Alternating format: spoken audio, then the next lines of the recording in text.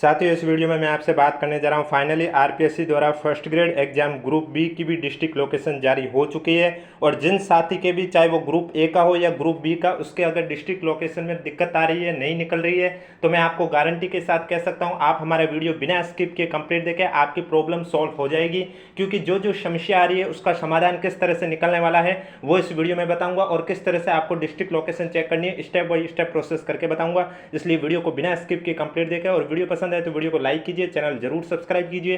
क्योंकि इस YouTube channel पर आपको एग्जाम तक फर्स्ट ग्रेड एग्जाम के लिए आरपीएससी द्वारा 2025 और 2026 में जितने भी एग्जाम आयोजित हुए उनमें पूछे गए राजस्थान आर्ट कल्चर के क्वेश्चन करवाए जा रहे हैं, जियोग्राफी के भी करवाए जा रहे हैं और हिस्ट्री के क्वेश्चन भी करवाए जा रहे हैं। हिस्ट्री की और करंट अफेयर के मैं क्लियर कर चुका हूं, यानी कि कवर करवा चुका हूं। अब जियोग्राफी के करवाने हैं और आर्ट कल्चर के वो भी कंप्लीट हो जाएंगे। इसलिए अगर अभी तक आपने चैनल सब्सक्राइब नहीं किया तो चैनल जरूर सब्सक्राइब कर लीजिए, नोटिफिकेशन भी ऑन कर लीजिए। और इसके अलावा अगर अभी तक आपने हमारा टेलीग्राम चैनल ज्वाइन नहीं किया है तो लिंक नीचे डिस्क्रिप्शन में दे रखा, आप जाके ज्वाइन कर सकते हो। आशा करता हूं ग्रुप ए में सभी की डिस्ट्रिक्ट लोकेशन निकल गई होगी। अगर फिर भी किसी की दिक्कत आई है तो कमेंट बॉक्स में पूछ लीजिएगा, या फिर वीडियो को बिना स्किप किए कंप्लीट देखें। और आज जो ग्रुप बी की डिस्ट्रिक्ट लोकेशन जारी हुई है, इनमें किन किन कैंडिडेट की डिस्ट्रिक्ट लोकेशन देखने को मिलेगी तो मैं आपको बता देता हूं। आज की डेट में ग्रुप ए वाले डिस्ट्रिक्ट लोकेशन देख सकते हैं, और ग्रुप बी में यानी कि जिनका एग्जाम 3, 4, 5, 6, 7, 8 और 9 जून को है, यानी कि जिनके सब्जेक्ट फर्स्ट ग्रेड में पॉलिटिकल साइंस है, जियोग्राफी है, बायोलॉजी है, संस्कृत है, फिजिक्स है, मैथ है, सोशियोलॉजी है, इकोनॉमिक्स है, म्यूजिक है, ड्राइंग है, उर्दू है, पंजाबी है, एग्रीकल्चर है, पब्लिक एडमिनिस्ट्रेशन है, होम साइंस है और राजस्थानी, जिनके ये सब्जेक्ट है वो अपनी डिस्ट्रिक्ट लोकेशन चेक कर सकते हैं कि यानी कि उनका एग्जाम कौन से डिस्ट्रिक्ट में आयोजित किया जाएगा। और जो डायरेक्ट लिंक से डिस्ट्रिक्ट लोकेशन चेक कर रहे हो उनके दिक्कत आएगी, इसलिए मैं कह रहा हूँ डायरेक्ट लिंक से मत चेक कीजिए। अगर आपके नो रिकॉर्ड फाउंड आ रहा है, या फिर नो इन्फॉर्मेशन अवेलेबल आ रहा है, या फिर कुछ और लिखा आ रहा है, डिस्ट्रिक्ट लोकेशन नहीं देख पा रहे हो, वीडियो को बिना स्किप किए कंप्लीट देखें। और एक बार वीडियो को लाइक नहीं किया तो वीडियो को लाइक जरूर कर लीजिए, चैनल भी जरूर सब्सक्राइब कर लीजिए। देखो, डिस्ट्रिक्ट लोकेशन के लिए कोई शॉर्टकट नहीं है, आपको सीधा एसएसओ आईडी पे आना होगा। क्योंकि जो आप डायरेक्ट लिंक की बात करते हो, अगर उस लिंक पर क्लिक करने के बाद आपके एडमिट कार्ड शो हो रहा ऊपर लिखा हुआ, तो वहां आप कोशिश मत करना। क्योंकि डिस्ट्रिक्ट लोकेशन आपको डिस्ट्रिक्ट लोकेशन लिंक पे ही देखने को मिलेगी, एडमिट कार्ड लिंक पे नहीं। और ग्रुप ए का एडमिट कार्ड भी कल जारी हो जाएगा 28 तारीख को। अभी जो भी साथी ट्राई कर रहे हैं तो वो मत कीजिए, कल आपका ग्रुप ए का डिस्ट्रिक्ट लोकेशन तो आ चुका है, वैसे भी ग्रुप ए का एडमिट कार्ड कल जारी हो जाएगा। और इनके ग्रुप बी का है वो आपका एडमिट कार्ड 31 तारीख को जारी हो जाएगा। तो डिस्ट्रिक्ट लोकेशन के लिए सबसे पहले क्या करना होगा, आपको अपनी एसएसओ आईडी लॉगिन करनी होगी। अब अगर कोई साथी कह दे कि मैं अपनी एसएसओ आईडी भूल गया हूं, तो कोई बात नहीं, आप आरपीएससी का या आरएसएसबी बोर्ड का कोई भी एप्लीकेशन फॉर्म उठा के देख लीजिए, उसके अंदर आपकी एसएसओ आईडी लिखी होती है। और उसके बाद आप अपने पासवर्ड, अब कोई साथी कहते मैं अपने पासवर्ड भूल गया, तो कोई बात नहीं, आप पेज को स्क्रॉल कीजिए, आई फॉरगॉट माई पासवर्ड के आगे क्लिक करके आप अपने पासवर्ड भी रिकवर कर सकते हैं। इसके बाद यहाँ आपको कैप्चा कोड डालना होगा, जैसे कि यहाँ पर नंबर दे रखा है 610337, उसी तरह आपके जो कैप्चा कोड दे रखे होते हैं वो आपको लिखना है, और बिना स्पेस दिए लिखना है। यहाँ पर ऐसा लग रहा है जैसे कि स्पेस दे रखा है, लेकिन आपको स्पेस नहीं देना है। इसके बाद आपको कर देना है लॉगिन। जैसे ही आपके एसएसओ आईडी लॉगिन होगी, अगर आपने ओटीआर अपडेट कर रखा है तब तो कोई दिक्कत नहीं, आप डायरेक्ट डिस्ट्रिक्ट लोकेशन चेक कर सकते हो। लेकिन अगर आपने ओटीआर अभी तक अपडेट नहीं किया तो पहले वो आपको बेसिक डिटेल अपडेट करनी कंपलसरी है, उससे पहले आगे का प्रोसेस आप नहीं कर पाओगे। जो जो दिक्कत आ रही है वो मैं सब आपको इस वीडियो में बताऊंगा, इसलिए वीडियो को बिना स्किप किए कंप्लीट देखें। तो इस तरह से पेज ओपन होगा, आपको क्या करना होगा, रिक्रूटमेंट पोर्टल पर क्लिक कर देना, सत्यमेव जयते वाला। ये अगर आपके शो नहीं हो रहा है तो भी कोई दिक्कत नहीं है, यहाँ पर सर्च का ऑप्शन है, आप सर्च करके भी लिख सकते हैं रिक्रूटमेंट पोर्टल, ये आपका आ जाएगा और इस पर आपको क्लिक कर देना। अगर जिन साथियों ने ओटीआर अपडेट नहीं किया तो उनकी ओटीआर प्रोफाइल 1 से 2 सेकंड के लिए ओपन रहेगी, उसके बाद साइड से इस तरह से पेज ओपन होगा जिसमें लिखा होगा कि ओटीआर की बेसिक डिटेल आपको अपडेट करनी है।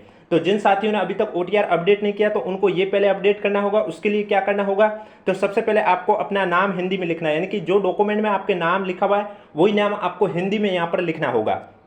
उसके बाद लिखा हुआ फादर्स नेम इन हिंदी, यानी कि आपके पिता का नाम आपको हिंदी में लिखना है, जो आपके डॉक्यूमेंट में लिखा हुआ वही नाम आपके पिता का नाम यहाँ पर हिंदी में लिखना है। और जहाँ पर रेड स्टार है, यानी कि उन बॉक्स में आपको कुछ ना कुछ लिखना कंपलसरी है, खाली नहीं छोड़ सकते। उसके बाद आपके डॉक्यूमेंट में जो माता का नाम लिखा हुआ वो माता का नाम इंग्लिश में लिखना है, और उसके बाद नेक्स्ट बॉक्स में आपको अपनी माता का नाम हिंदी में भी लिखना है।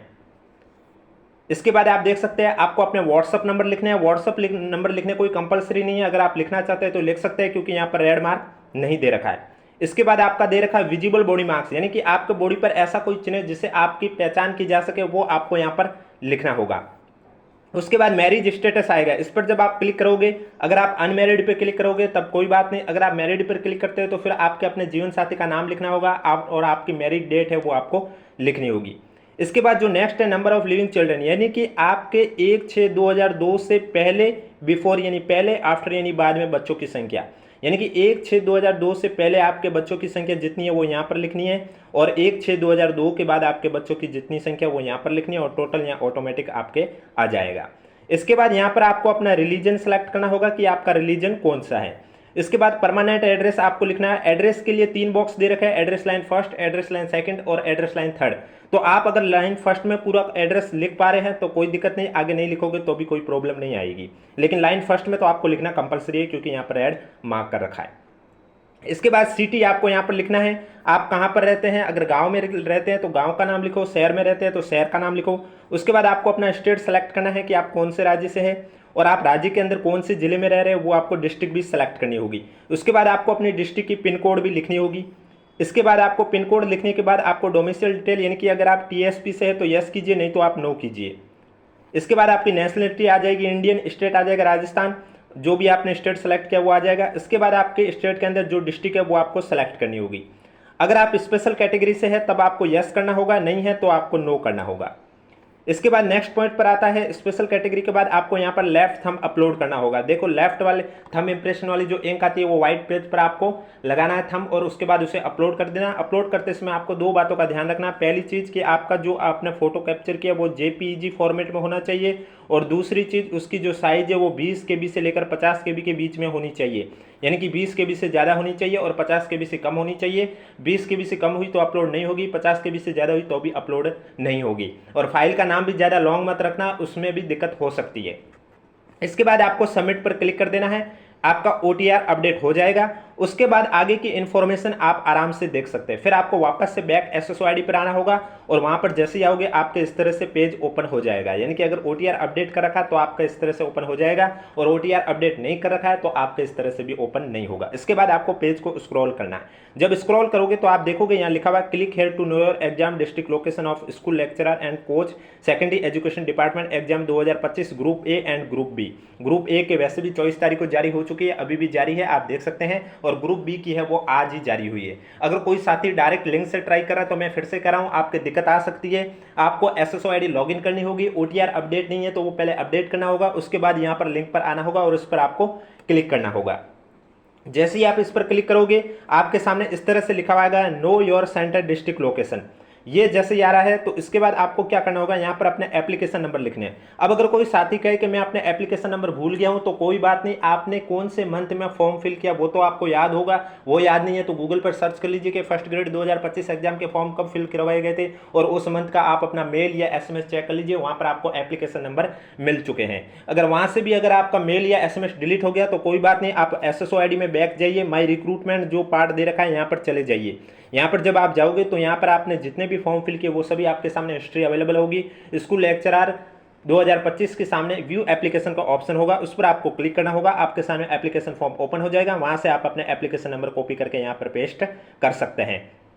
इसके बाद आपको क्या करना होगा, डेट ऑफ बर्थ सेलेक्ट करनी होगी, जो आपके एप्लीकेशन फॉर्म के अंदर लिखी है वो आपको डेट ऑफ बर्थ लिखनी है। इसके बाद कैप्चा कोड भी ध्यान से लगा, अगर आपने कैप्चा कोड भी गलत डाल दिया तो भी आपकी डिस्ट्रिक्ट लोकेशन शो नहीं होगी। जैसे कि यहाँ पर 826476 दे रखा है, उसी तरह आपके जो कैप्चा कोड दे रखे थे वो लिखने होते हैं और बिना स्पेस दिए। उसके बाद आपको सबमिट कर देना है। जैसे ही आप सबमिट करोगे आपके सामने इस तरह से लिखा हुआ आ जाएगा, जैसे कि ये मैंने आपके ग्रुप ए के माध्यम से आपको बताया, इसी तरह आपके ग्रुप बी में जो भी सब्जेक्ट है वो आपका लिखा हुआ आ जाएगा। इस तरह से स्कूल लेक्चरर 2025 लिखा हो जाएगा, रिक्रूटमेंट नाम, पोस्ट नेम में आपके जो सब्जेक्ट है वो लिखा हुआ आ जाएगा। उसके बाद आपके एप्लीकेशन नंबर लिखे हुए आ जाएंगे, उसके बाद आपका नाम लिखा हुआ आ जाएगा। उसके बाद यहाँ पर आप देखोगे तो अगर किसी साथी के इस तरह से दिक्कत आए कि उसके पेपर एक की तो लोकेशन बता रहा है लेकिन दूसरे पेपर की लोकेशन नहीं बता रहा है, तो उसके लिए आपको क्या करना होगा, अगर आपके सामने भी ये दिक्कत आ रही है तो आपको कुछ नहीं करना, ब्राउजर है उसे डेस्कटॉप मोड में ओपन कर लीजिए। जैसे कि आप ब्राउजर को डेस्कटॉप मोड में ओपन करोगे आपको दोनों पेपर की डिस्ट्रिक्ट लोकेशन है वो शो हो जाएगी, दोनों पेपर कौन सी डेट पर है कौन सी शिफ्ट में वो भी बता दिया जाएगा। एडमिट कार्ड 31 तारीख को जारी होगा, जिसमें आपको बता दिया जाएगा कि आपके जिले के अंदर स्कूल या कॉलेज कौन सा है। फिलहाल आज की डेट में आपको यही बताया जाएगा कि आपका एग्जाम कौन से जिले में। अब बात आती है अगर किसी के नो रिकॉर्ड फाउंड आ रहे हैं तो उन्हें किन किन बातों का ध्यान रखना है। तो पहली चीज आपको ये चेक कर लेना है कि आपका फॉर्म सबमिट सक्सेसफुल हुआ है या नहीं हुआ है। उसके लिए आपको क्या करना होगा, उसके लिए जब आप माई रिक्रूटमेंट में जाओगे, जैसा कि मैंने अभी आपको कहा है एप्लीकेशन नंबर लेने के लिए, तो माई रिक्रूटमेंट में जाने के बाद आपको ये चेक करना है स्कूल लेक्चरर 2025 कहीं पर लिखा हुआ है। अगर लिखा हुआ मिल जाता है तो उसके सामने अगर व्यू एप्लीकेशन का ऑप्शन है तब तो यानी कि कंफर्म है कि आपका फॉर्म सबमिट सक्सेसफुल हुआ था। अगर वहां पर आपका क्लोज लिखा हुआ है, इसका मतलब कि आपका फॉर्म शुरू तो कर दिया लेकिन उसे सबमिट सक्सेसफुल नहीं किया, इस वजह से आपकी ये दिक्कत आ रही है। दूसरी चीज, अगर आपने फॉर्म को एडिट किया है तो अगर आप जब एडिट करते हो तब क्या होता है, एप्लीकेशन नंबर लिखने के बाद आपके डैश और एक बार एडिट किया तो एक लिखा होगा, 2 बार एडिट किया हुआ तो 2 नंबर लिखेंगे। तो आपको एप्लीकेशन नंबर डैश से पहले वाले जितने वही नंबर लिखकर आपको चेक करना है, उसके बाद आपकी दिक्कत नहीं आएगी। तीसरी दिक्कत, जो डायरेक्ट लिंक से क्लिक करते हैं वो क्या करते हैं, उस लिंक पर जैसे ही क्लिक करते हैं तो उनका पेज ओपन होता है, उसमें लिखा हुआ था एडमिट कार्ड, और वो वहीं पर application number, date of birth, captcha code डालते, फिर लिखा हुआ था नो इन्फॉर्मेशन अवेलेबल। तो इसलिए आपको एसएसओ आईडी लॉगिन करके ही चेक करना होगा, अन्यथा आप चेक नहीं कर पाओगे। चौथी चीज, आपको ये दिक्कत हो सकती है, बहुत साथी क्या करते हैं जल्दबाजी में सेकंड ग्रेड, क्योंकि एग्जाम के नाम ही ऐसे ही होते हैं तो क्या बहुत साथी कंफ्यूज हो जाते हैं, इस वजह से वो क्या करते हैं सेकंड ग्रेड एग्जाम के एप्लीकेशन नंबर डाल रहे हैं या फिर फर्स्ट ग्रेड 2024 के जल्दबाजी में डाल रहे हैं। तो इसलिए एक बार कंफर्म कर लीजिए कि जो आपने एप्लीकेशन नंबर डाले वो सही है या नहीं है, वो स्कूल लेक्चरर 2025 के ही है या नहीं, ये भी चेक कर लीजिए। और कहीं पर आपने स्पेस तो नहीं दे रखा है, ये भी आप चेक कर लीजिए, क्योंकि एप्लीकेशन नंबर में कोई स्पेस नहीं है।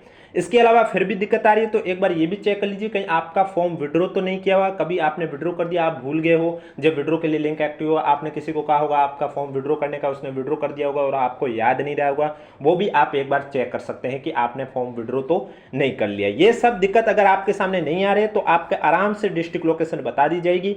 अगर ये सब बताने के बावजूद भी आपको दिक्कत आ रही है तो एक बार कमेंट बॉक्स में हमें जरूर पूछिएगा, हम आपकी सॉल्यूशन प्रॉब्लम है वो सॉल्व कर देंगे। और वीडियो पसंद आए तो वीडियो को लाइक कीजिए, चैनल जरूर सब्सक्राइब कीजिए, क्योंकि मैं फिर से कह रहा हूं डेली मॉर्निंग में 11:30 बजे आपको यूट्यूब चैनल पर फर्स्ट ग्रेड एग्जाम के लिए आरपीएससी द्वारा पूछे गए 2025 और 26 में जितने भी क्वेश्चन हैं, चाहे वो हिस्ट्री के हो, आर्ट कल्चर के हो, राजस्थान जीके में, वो सारे क्वेश्चन कवर करवाए जा रहे हैं और ये एग्जाम तक सीरीज कंटिन्यू रहेगी। इसलिए चैनल जरूर सब्सक्राइब करें, नोटिफिकेशन भी ऑन रखें, ताकि जब भी मैं नया वीडियो लेके आऊँ सबसे पहले आपके पास पहुंचे। अब किसी भी साथी को किसी भी प्रकार का कोई डाउट है तो नीचे कमेंट बॉक्स में हमें जरूर पूछिए।